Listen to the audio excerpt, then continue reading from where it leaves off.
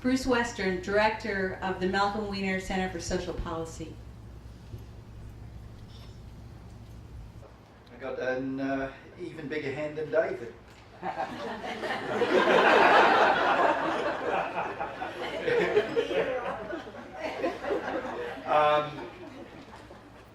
It's actually an adaptation of a toast I gave to Sandy after our first effort at this meeting, and I'm so glad we saw it through today.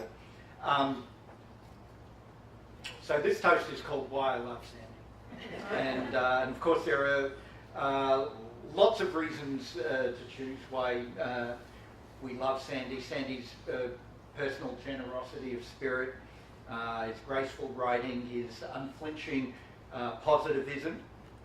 But I thought I'd pick out three reasons why I love Sandy that have special relevance to the Inequality Program, the Wiener Center, and to the Inequality and Social Policy community, of which Sandy's really been a founding and constitutive member. It's been extraordinary for me, an extraordinary privilege for me to have been his colleague over the last 6 years or so.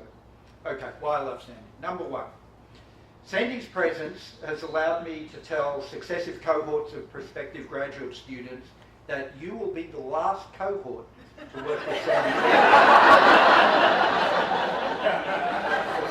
Stanford runs a boat cruise to recruit its students, and that's got nothing on being in Sandy's last cohort. And I hope to share this sober observation with generations of students.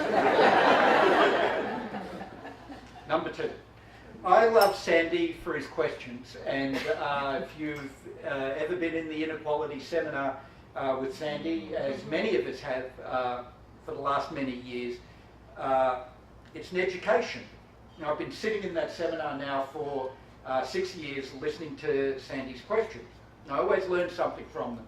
And sometimes Sandy's questions unearth something new and important from the speaker, but just as often I learn something new and important from Sandy himself.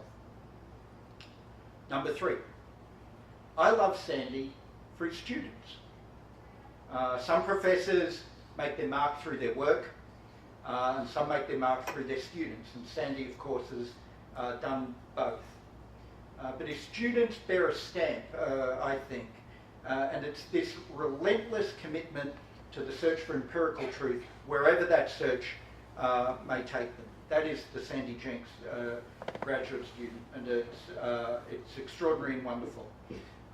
G.K. Chesterton said that education was simply the soul of society passed on from one generation to the next, and if that's the case, Sandy is an educator without parallel.